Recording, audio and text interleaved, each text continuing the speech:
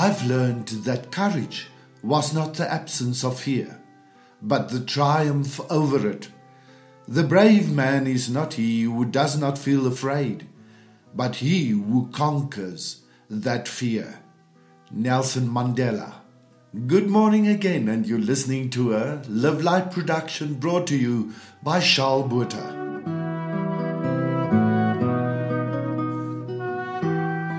The American playwright August Wilson said, "Confront the dark parts of yourself and work to banish them with illumination and forgiveness.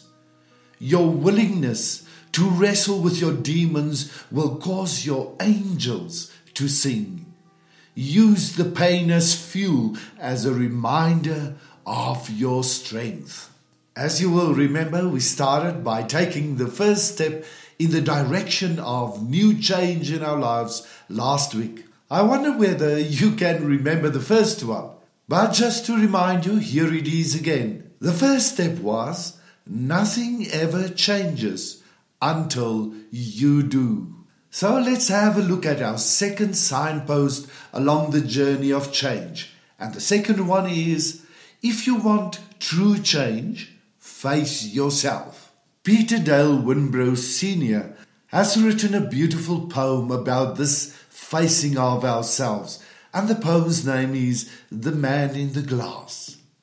When you get what you want in your struggle for self, and the world makes you king for a day, just go to the mirror and look at yourself and see what that man has to say. For it isn't your father or mother or wife whose judgment upon you must pass. The fellow whose verdict counts most in your life is the one staring back at you from the glass. You may be like Jack Horner and chisel a plum and think you're a wonderful guy, but the man in the glass says you're only a bum if you can't look him straight in the eye. For he's the fellow to please, never mind all the rest, for he's with you clear to the end.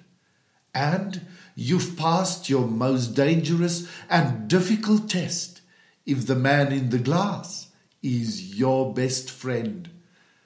You may fool the whole world down the pathway of years and get pats on the back as you pass.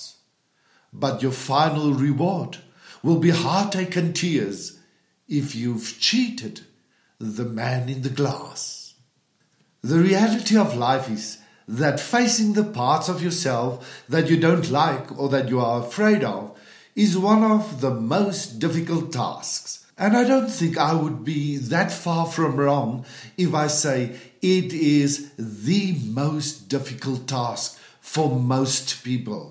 Someone said it so beautifully. He said, "Those who know other is wise. Those who know themselves will never be lost in life." Come on, let's discuss this. Why do you think it is so difficult for us to face ourselves and to look at us in the mirror? Pause the recording for a little while and give it a thought.